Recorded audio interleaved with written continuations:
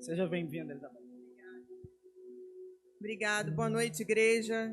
É uma alegria imensa poder estar aqui, uma gratidão aos pastores que me convidaram e hoje eu poder partilhar com vocês um pouquinho do que aconteceu comigo. E em agosto do ano passado, eu fui fazer uma cirurgia plástica, uma abdominoplastia. Coloquei isso diante de Deus. Eu falei, Deus, que eu estava assim meio com medinho, sabe? Querendo fazer isso já há tempo, mas assim, com um certo receio, e tudo eu costumo colocar diante de Deus, né? Tudo na minha vida tem sido assim. Eu me converti com 23 anos e de lá para cá tem sido essa caminhada com Deus, uma caminhada longa. Não vou falar para vocês de quantos anos, que aí é entregar ouro pro bandido, né? Mais de 30, gente. Então, nessa caminhada, nesse relacionamento com Ele, vai gerando cada vez mais intimidade. E aí a gente pergunta sempre, Deus, faço ou não faço? Se tem alguma coisa que possa me causar algum dano, que tu fale ao meu coração, que tu crie algum impedimento e tal. E aí fui no primeiro médico, falei, não é esse. Fui no segundo, não é esse. No terceiro médico, eu falei assim, é esse. Senti no meu coração que eu deveria fazer com ele. E Deus tinha até motivos para me colocar na mão daquele médico, né? Então fui fazer a cirurgia correu tudo bem, foi muito rápido, muito tranquilo. Fui para minha casa, no dia seguinte fui para minha casa. E quando fechou uma semana dessa cirurgia, eu ainda estava com os pontos, eu comecei a passar mal numa madrugada na minha casa, e comecei assim com um engasgo do nada. Engasguei sem comer nada, sem beber nada, simplesmente um engasgo. E dali, depois daquele engasgo, começou muita dor no estômago. E depois dessa dor no estômago, começou o vômito. E aí, isso foi várias vezes durante a madrugada, até que de manhã eu liguei para o médico e liguei para minha filha. Minha filha foi me pegar lá, que ele falou assim, vai para emergência. Ele falou assim, não teve nenhuma intercorrência na cirurgia que explique isso, mas você vai ter que ir para emergência para averiguar. E aí fui para emergência do Barra Dó, minha filha me levou. E aí, na emergência, aquilo foi piorando. Cada vez eu passava mais mal. Eu não sei nem explicar para vocês o mal que eu sentia, que era um mal tão grande que eu mesma não sabia explicar. E num curto espaço de tempo, eu vomitei entre 15 e 20 vezes, gente. E eu estava toda costurada por dentro. Cada contração abdominal que eu fazia para vomitar, parecia que o mundo estava se acabando de tanta dor. Era muita dor. Então, eles também não estavam conseguindo entender porque já tinham me dado todos os medicamentos para eu parar de vomitar e eu não parava. E aquele mal-estar não parava e eu não sabia explicar, eles também não descobriam o que era e começaram a investigar. Aí me leva para tomografia e tal, faz exame de sangue. No exame de sangue deu que os meus leucócitos estavam em 29 mil. Quem entende isso aqui sabe que é uma infecção considerável, né? Então, eu tinha uma infecção no meu corpo grande. Só que até então, até eu ir para essa cirurgia, gente, sem brincadeira, eu falei isso para o oncologista depois e ele falou assim, você está brincando comigo? Eu falei assim, eu não estava sentindo nada. Eu estava voando na academia, com disposição, sem sentir nada, levando minha vida normal, sem nenhum sintoma. E aí, quando fez a tomografia, apareceu um tumor no meu pâncreas. Aí foi aquele corre-corre, né? Chama outro médico e tal. Então, esse médico que me operou, que não foi por acaso, ele conhecia, tinha um outro médico amigo que chegou e fez um diagnóstico, e esse médico amigo tinha um outro oncologista conhecido dele, muito amigo também. Aí você vê que Deus já estava cuidando antes de eu saber. Deus me colocou para fazer aquela cirurgia, porque o que eles me explicaram? Que o tumor de pâncreas é muito agressivo e ele evolui muito rápido. Então, como eu levo uma vida saudável, eu tenho uma alimentação correta, eu faço atividade física, os sintomas iam demorar para aparecer. E quando aparecesse, não teria mais jeito. Então, eu passei por esse processo que não foi por acaso, da cirurgia, a minha imunidade caiu, e quando a minha imunidade caiu, começaram os sintomas. Aí eles foram investigar e descobriram esse tumor no pâncreas. Nesse dia, eles me levaram para a UTI, porque eu passava mal demais. O meu estômago parou nesse dia. De tantas vezes que eu vomitei, eu tive uma gastroparesia. Eu fui entubada com uma sonda nasogástrica, ela vai até o estômago. E ali eu fiquei mais de 48 horas sem me alimentar, sem beber água, nada. Na UTI. E no terceiro dia de UTI, aí chega aquele monte de médico, aquela junta médica, chegam os meus 3 filhos e me dão a notícia que os meus filhos já sabiam, que eles já tinham entrado em contato com eles, que eu tinha um tumor grande, bem grande no pâncreas, e que tudo teria que ser muito rápido. E aí, ali mesmo, eles começaram a fazer outros exames. Fui fazer ressonância e tal. E teve um dia que eu tinha que fazer uma angiotomografia. Que esse oncologista que foi chamado também, amigo do amigo, que foi lá, ele pediu essa angiotomografia, desculpa. E no dia que eu fui para essa angiotomografia, um maqueiro me pegou no quarto, que não sabia nada da minha vida, não sabia o que estava acontecendo, era simplesmente um maqueiro para me transportar de um lugar para o outro para fazer o exame. E aí entramos no elevador e ele estava conversando com a enfermeira e falando assim, nossa, eu vou para Maricá esse fim de semana e eu amo quando eu vou para lá, que eu durmo feito um passarinho. E eu estava aqueles dias todos no hospital, passando por tudo aquilo. E aí eu falei para ele, nossa, como eu queria estar na minha casa e dormir como um passarinho. E ele falou assim, já você vai estar lá. Espera que rapidinho você vai estar lá. Até então você fala assim, normal, todo mundo fala isso porque quer te acalmar, sabe que você está passando por uma situação difícil e tal. Ok. Só que quando ele me deixou lá embaixo, que é no subsolo do Barrador que faz os exames de imagem, ele me deixou lá embaixo, ele parou a maca, travou, esperando para eu fazer o exame, e olhou dentro dos meus olhos e falou assim, eu tenho algo que é da parte de Deus, não é de mim que eu vou falar com você agora. Deus manda dizer que ele tem compromisso contigo. E aquele dia, gente, eu vou te falar, foi um dos piores dias. Deus me mandou esse recado de manhã. E quando ele falou que Deus tinha compromisso comigo, eu lembrei da aliança que eu fiz com Deus um dia. Essa aliança, ela não tem o valor de um contrato que depende do cumprimento de ambas as partes para ter vigor. A aliança não é assim. Ainda que a gente fale como eu sou falha, como eu erro, eu peco, como qualquer um de nós, ainda assim ele continua nos amando.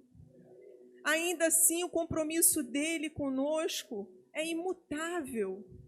Essa aliança não é quebrada, porque ele decidiu que ele ia nos amar, ele nos amou primeiro e nos trouxe para o reino da sua luz, ele nos retirou do império das trevas e nos trouxe para o reino da sua luz. E quando ele falou isso, isso tudo passou como um filme na minha cabeça. E eu fiquei com aquilo no meu coração.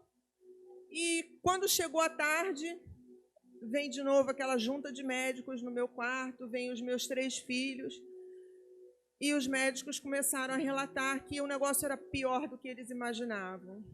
Era um tumor que estava todo ramificado e estava do lado da veia porta, acho que é veia porta o nome, é uma veia muito importante que a gente tem. E que seria uma cirurgia de risco, de muito risco. Que eu perguntei, eles até acharam assim, me deram os parabéns no dia, falando assim, nossa, eu tô pasmo com o seu equilíbrio emocional. Só que não sou eu, é ele, né? É ele em mim. E aí, conforme eles me viram tranquila, eu ia perguntando, eles iam relatando tudo que eu ia passar. Como seria a cirurgia, como seria todo aquele processo, né? Na cirurgia e pós-cirurgia, que eu demoraria uns 6 meses para me recuperar daquela cirurgia, que era uma cirurgia de grande porte, além de ser de risco, que ia tirar um pedaço dos órgãos em volta, por segurança, e que eu teria que fazer uma quimioterapia ainda antes da cirurgia, mas que tudo teria que ser muito rápido. E falaram assim para mim, olha só, o oncologista, Dr. Eduardo Linhares, ele tem mais de 40 anos de profissão. E eu perguntei assim, tem alguma chance disso não ser maligno? Ele falou assim, olha, eu com a experiência que eu tenho, de todos esses anos de profissão, eu só vou te mandar fazer a biópsia porque é antiético te operar sem a biópsia. Mas eu sei o que eu estou vendo na imagem. E ele falava até o tipo do câncer que era. E aí eu falei, tá bom.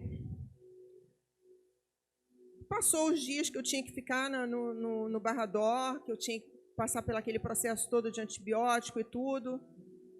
E ainda no Barrador, a minha sobrinha, a Nayane, ela me colocou em contato com uma mulher de oração lá de São Paulo.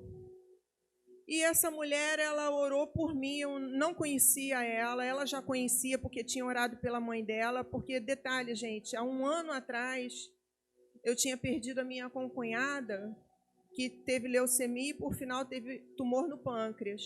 E 1 ano depois que ela fez essa cirurgia, o tumor tinha voltado. E tinha 1 ano que eu tinha presenciado tudo que ela passou, tudo que ela vivenciou, e a gente tinha perdido ela. E aí essa mulher entrou em contato comigo, fez uma chamada de vídeo, eu no hospital, e ali ela orou comigo, e ela falou assim, fica com o Salmo 46, depois você reflete nele. Eu, ok. Passou aquela oração, aí chegou o dia de eu ir para minha casa. E eu estava doida para ir para minha casa, porque eu estava segurando aquela onda ali, porque eu vi que os meus filhos ficaram muito abalados. Muito, muito abalados. O meu menino, então, ele sentava no chão do lado da cama, assim, no hospital, e chorava compulsivamente. E aí a gente, como mãe, né, se preocupa mais com eles do que com a gente. Eu segurei a minha onda ali, mas eu queria ter o meu momento com Deus. Estava doida para chegar em casa para ter o meu momento com Deus. E quando eu me vi sozinha na minha casa, eles me deixaram lá e foram trabalhar, e eu falei, agora eu vou ter o meu momento. E eu sentei na minha cama, eu não podia me ajoelhar, não tinha como ainda, mas eu sentei na minha cama e ali eu falei com Deus, eu falei assim, Deus, eu estou com medo. O meu relacionamento com Deus sempre foi um relacionamento de muita transparência, sabe? Tudo que eu faço, ou de certo ou de errado, eu sempre coloco para Ele com muita transparência. A miséria humana que eu sou, como qualquer um de nós que somos humanos, às vezes a gente coloca a nossa miséria humana diante dEle. E nesse dia eu coloquei para Ele que eu estava com medo de passar por tudo aquilo que eles descreveram que eu teria que passar. Mas eu falei assim, Senhor, se for possível, passa de mim esse cálice. Mas se não for possível, eu confio no teu amor, que seja segundo a tua vontade, porque eu confio no teu amor. E aí, gente, começou a vir um filme na minha cabeça de tantos anos com essa aliança com o Pai. Tantos anos onde a gente fica esperando um milagre grande, mas a cada dia Ele libera um milagre na nossa vida. E eu comecei a lembrar de cada detalhe, de cada cuidado, de cada manifestação de amor durante todos aqueles anos, dos momentos ruins que eu tive. E Ele ali cuidando, presente e sempre fazendo algo sobrenatural.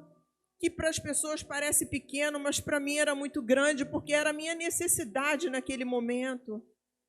E eu lembrei de tudo isso e eu falei, Deus, eu decido confiar no teu amor.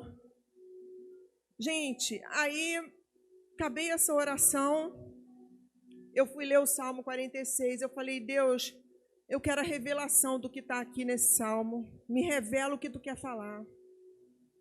E aí, quando eu li o Salmo todo, no versículo 6, aquilo saltou aos meus olhos, que fala assim, peraí.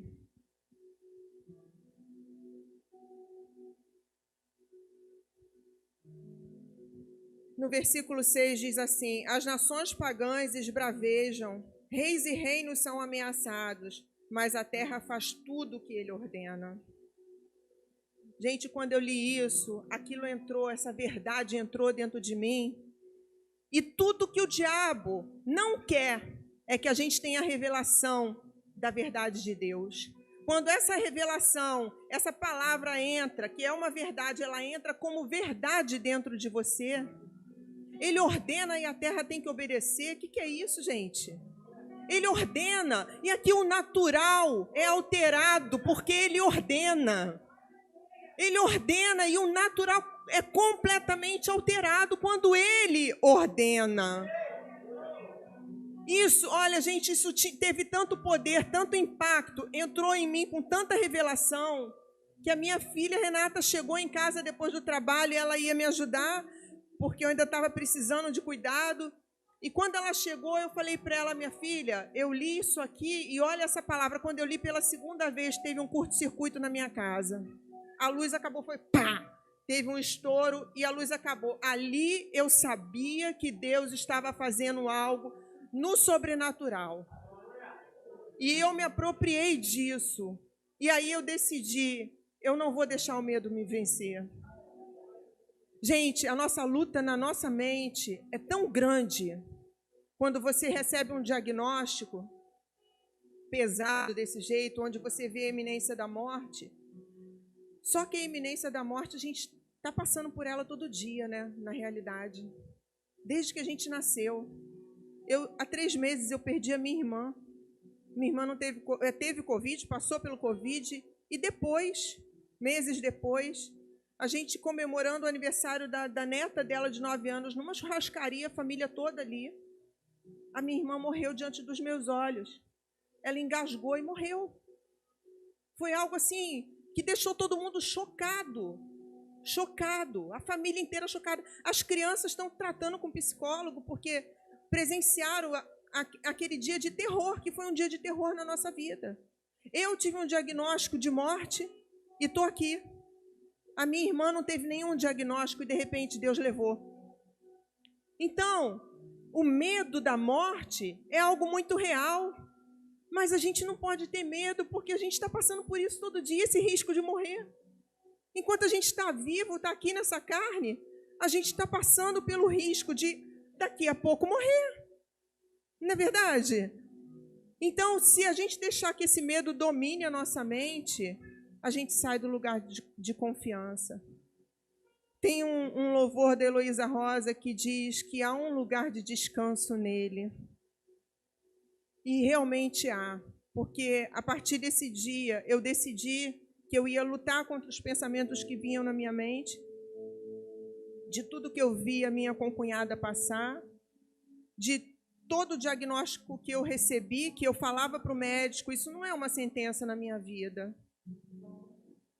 E eles falavam assim, realmente não é. O médico é muito cético, né? É muito racional. Então, eles nem entendem muitas das coisas que a gente fala. E aí, eu decidi confiar e passei aqueles dias diante de Deus, como eu estou falando a verdade aqui, de que eu passei aqueles dias como se aquilo não estivesse acontecendo na minha vida. Eu descansei em Deus. Ninguém entendia a minha tranquilidade, a minha paz naqueles dias. E os meus filhos, mãe, você precisa marcar rápido essa biópsia. Me pressionando, e eu no fundo assim, eu ficava, dá mais um tempinho que Deus vai agir. Não tenha pressa. E aí tive que marcar, né? A pressão era grande, marquei a biópsia. E num dia antes da biópsia eu orei de novo a Deus e falei: Deus, é a minha última chance para não passar por essa cirurgia. Tu sabes o medo que eu tô dessa cirurgia. Eu não queria passar por isso, mas está em tuas mãos. Fui fazer a biópsia. Aí fui anestesiada, me colocaram...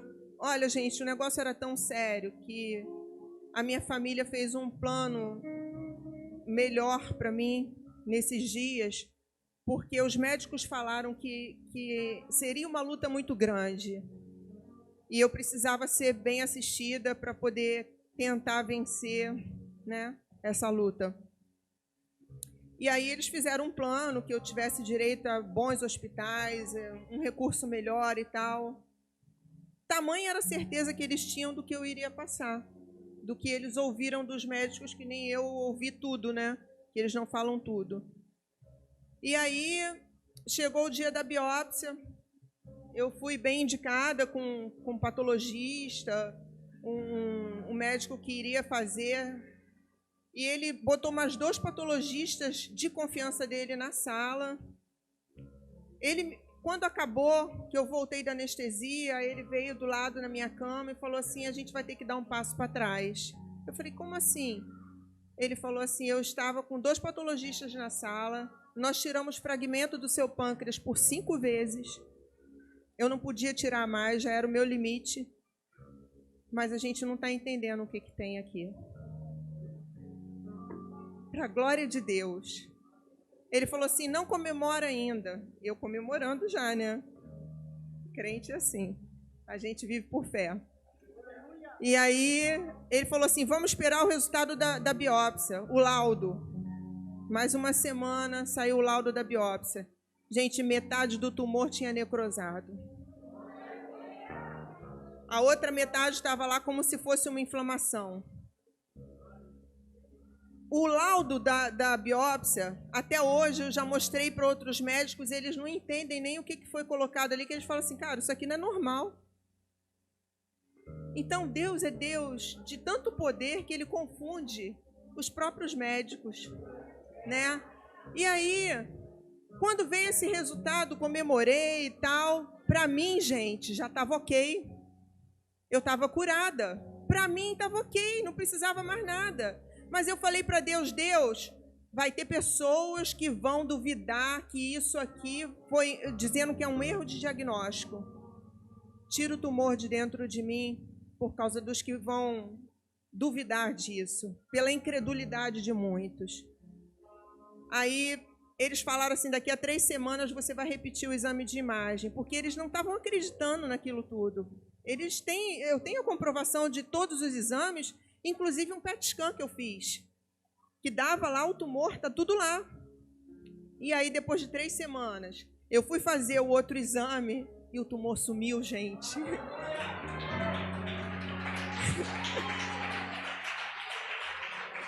Gente, para a glória de Deus,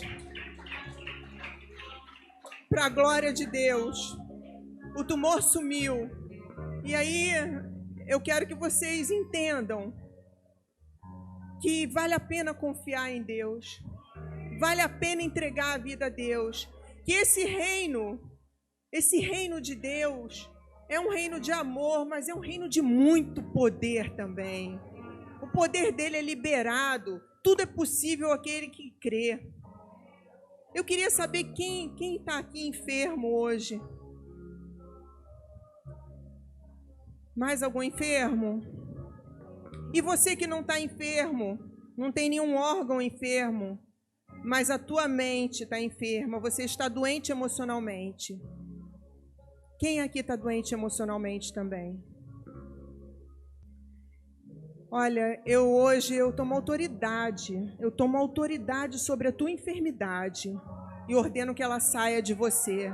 Pelo poder que há no reino de Deus, pelo poder que há no nome de Jesus Cristo, que você seja curado e você veja as maravilhas de Deus aparecendo no teu corpo físico, em nome de Jesus. Eu libero cura sobre a tua vida. E eu libero cura sobre o emocional dessas pessoas que estão aqui, que têm depressão, síndrome do pânico, que têm espíritos que estão atormentando essas vidas. Eu ordeno que esses espíritos se calem sobre os ouvidos dessas pessoas hoje. Na autoridade do nome de Jesus, espírito do medo, sai dessas pessoas hoje. Eu ordeno na autoridade do nome de Jesus.